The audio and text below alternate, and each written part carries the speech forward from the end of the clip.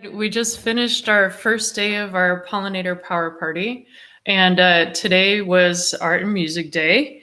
And we just had a blowout today. Our team on our side has been busy since 6 a.m. Pacific time, and earlier than that for the East Coasters. We've had hundreds of submissions of art and a few music songs as well. So we thought, given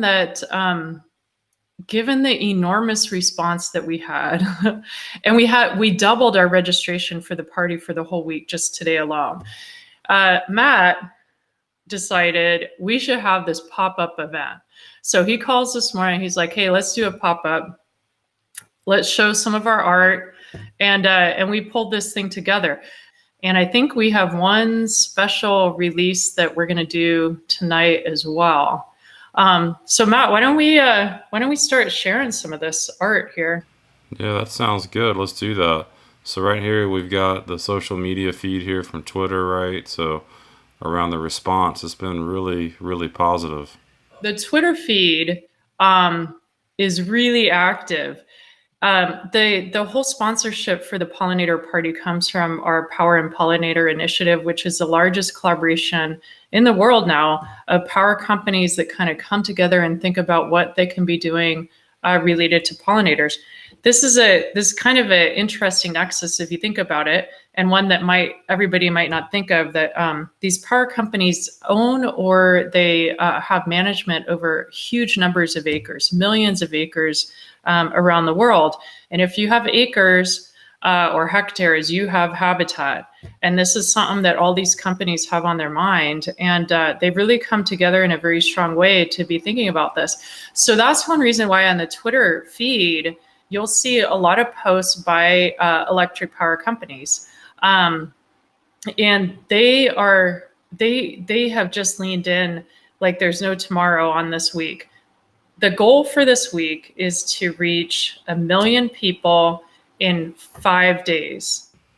Wow, that's amazing, right? 1 million people. That's great. We just got word also about this new band, Pound of Quicksand. They want to, do their live debut release to all the world tonight, which is fantastic. They wrote a new song called Pollen. So let's jump into it.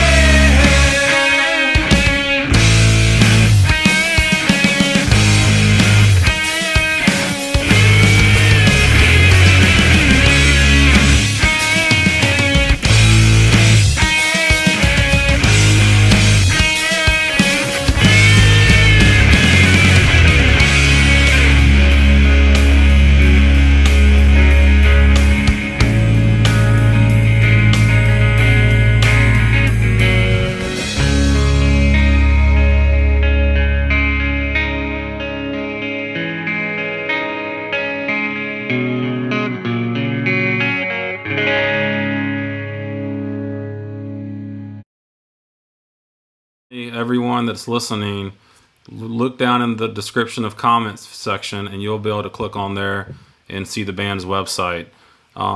So one of the questions I was curious about, and this band, they're based out of Oakland, right? Yeah, so I'm out in the Bay Area, and Oakland actually is the home of a lot of bands that kind of make it big. So Green Day, Metallica, Tesla, some of these bands that come out of this area they make it big time. And the producer that produced that song is Michael Rosen. I think we did a tweet about that. He's a Grammy award-winning music producer, and he's done quite a number of notable bands. Rancid has platinum albums and so forth. And he's the producer on this song with a new artist. The front man is Justin Sobel, who is a singer, songwriter, and really talented musician. I did have a picture of Justin there on the screen so everyone could see it. So that is the front man, right? That's the guy, the man, the myth, the legend. Very cool guy, very humble, seems very talented for sure. And I know for me personally, when I first heard the song, it brought back a lot of great memories of some really cool bands that I used to love listening to. So I highly encourage everyone to visit the website, hit the different links to download the song from either the Google Play Store or Apple iTunes Music Store, because these guys are awesome. And the way they're supporting the Pollinator event has been really grateful, I think. So I think it's pretty cool. Yeah, looking at some of this art. So we go through some of these. I mean, I can see these pictures. There's Bombus, that's a bumblebee, all part of the bumblebee whole genus there. And we're sneaking in a little bit of science with you guys this week. I sent the pollinator fact of the day out this morning through email, and the obscure pollinator came out this morning. And so we're going to sort of inoculate you and with some of these science terms to be thinking about how these species work. Things like what do bees eat? Bees eat, their protein source is pollen, right? Bees are vegetarian, and they eat pollen as their protein source. And then they drink the nectar. It's like sugar, right? It's their flight fuel, among other things. You get a lot of vitamins and so forth through nectar. So that's what bees eat. And so just some little facts that we're going to loop in there. And when you're thinking about those wasps, I've said this before, but when you're thinking about getting stung by bees, I don't want to support pollinators. You know, I'm really worried about getting stung and so on and so forth. The majority of wild bees don't sting. They don't sting, right? Or their stingers are so small that they're not going to hurt you. When I go out and collect bees, like we're going to watch on Thursday with the film release, I was on almost a lot of that filming, and I collected the bees, and we didn't have the nets. I just grabbed them in my hands, and it was fine. I didn't get stung. The bee that stings is the honeybee. The honeybee always stings, right? Not always, but the honeybee's got that barbed stinger. So when we think about getting stung, it's that honeybee. It's called Apis mellifera. So there's a whole cohort called Apis it's the honeybee, which is not a native species, by the way, that came over from Europe. There's one right there, honeybee. That's the Apis mellifera. So that's the coneflower, the Echinacea coneflower, purple coneflower with the butterfly. It's really pretty. It's a beautiful moth. I tell you what, I could talk all day about these guys. You're going to have to cut me off. This is kind of the point, right, of this week is to be thinking about what these species need. Look at that one. That's a huge proboscis right there. Did you see that reaching out? That's Man, called the I've seen all proboscis. kinds of crazy things that I know you. I hear what you're saying. They're not going to sting me. But Yeah. you're talking to a guy that's lived in the South, who's ran over yellow jacket nest as a kid, and just got eaten alive by these things. So I'm hoping that I'm going to learn a lot, so I'm not so scared, because I am a big scaredy cat. So Matt, what you eating alive? Is that mosquito you're talking about? nah, yellow jacket nest, man. They grow underground Oh. and they just whoo. All right. Well, a yellow jacket. Let's talk about yellow jackets. And you brought it up. I did not bring this up. Yellow jackets are carnivores. All bees are vegetarian. All bees are vegetarian. There's one right there. It's a bombus. Oh my God! Doesn't that just? Oh, it makes. Oh, there's a dragonfly. That's Odonata. That's part of the order Odonata. So dragonflies, let's talk about dragonflies too. Dragonflies and yellow jackets are carnivores, right? They're going around eating other insects or meat or that sort of thing. That's real quite different than a bee that's going around collecting pollen and drinking nectar, right? So that's why at your picnic, I've said this so many times. Your picnic, you're eating that hamburger. So Yeah. your bees are not going to be coming to that grill because they don't care about your meat. Who's going to show up at your picnic and your barbecue? Your wasps and yellow jackets. Right there. There's a picture of one right there. That guy is a pollinator. It moves pollen around, but they're not specialized like bees are, right? So pollinators all move pollen between. There's a beautiful beetle, Coleoptera. But No, I do got a question for you that just came in yeah, through the social media, okay, and we're going to go back to the band real quick. So, a yeah. question that came in is, how did the band? Actually, let me pull it up. I don't want to botch this person's It's question since they beautiful. took the time to send it in. Um, but they basically said, um, how did the band get interested in the topic of pollen? Yeah. Well, I don't want to speak for him too much, so we might have to sort of put some of these questions on the parking lot and do a real interview with them. I I think will that's a great, yeah. I will say one thing. The front man is a musician. He's also a teacher, and he's really a good teacher.